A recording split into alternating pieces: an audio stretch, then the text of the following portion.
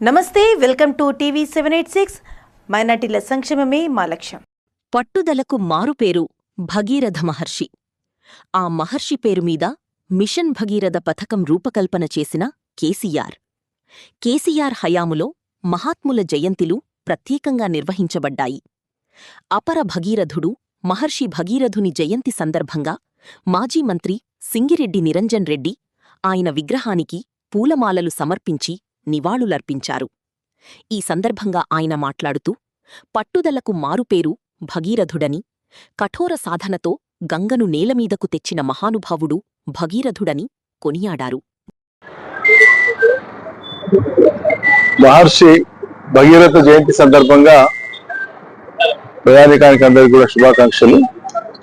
ప్రత్యేకించి సగరులు చాలా పెద్ద ఎత్తున చాలా సగర్వంగా తమ ఆరాధ్యుడిగా కొలిచేటువంటి భగీరథ జయంతిని ఈరోజు రాష్ట్ర వ్యాప్తంగా కూడా ఘనంగా జరుపుకుంటున్నారు. భగీరథుడు అంటేనే గంగను తీసుకొచ్చినటువంటి ఒక అపర భగీరథ ప్రయత్నం చేసిన కారణంగానే భగీరథుడు అనేటువంటి నామకరణ జరిగింది. మనందరికీ తెలుసు.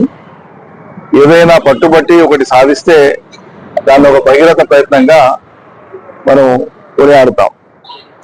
తెలంగాణ రాష్ట్రం సిద్ధించిన తర్వాత ప్రజలకు అవసరమైనటువంటి దాహార్తిని తీర్చి మంచినీళ్ళని ఇచ్చేటువంటి మహాద్భుతమైనటువంటి స్కీమ్ కు కేసీఆర్ గారు మిషన్ భగీరథ అనేటువంటి నామకరణం చేసి ప్రతి ఇంటికి ప్రతి గొంతుకు తడి చేసేటువంటి విధంగా, నీటిని ఇచ్చేటువంటి విధంగా మంచినీటి పథకాన్ని అద్భుతంగా విజయవంతం చేసి దేశానికి ఆదర్శప్రాయంగా నిలిచినారు. సో అట్లా ఒక భగీరథ జయంతి కాకుండా అంబేద్కర్ జయంతి కావచ్చు, వాల్మీకి జయంతి కావచ్చు, భగీరథ జయంతి కావచ్చు, అదేవిధంగా సేవలాల్ మహారాజ్ జయంతి కావచ్చు, ఇట్లా మహనీయులకు సంబంధించినటువంటి కార్యక్రమాలను నిర్వర్తించే దానికోసం కేసీఆర్ ప్రభుత్వంలోనే మొదలుపెట్టినటువంటిది. ఆయా సందర్భాల్లో జయంతులకు ప్రత్యేకంగా నిధులు విడుదల చేసి కార్యక్రమాలు జరుపుకునేటట్లు, మొక్కుబడిగా కాకుండా ఘనంగా జరుపుకునేటట్లుగా ప్రభుత్వమే బాధ్యత తీసుకొని చేయడం మొదలుపెట్టింది. దాని కొనసాగింపై జై తెలంగాణ.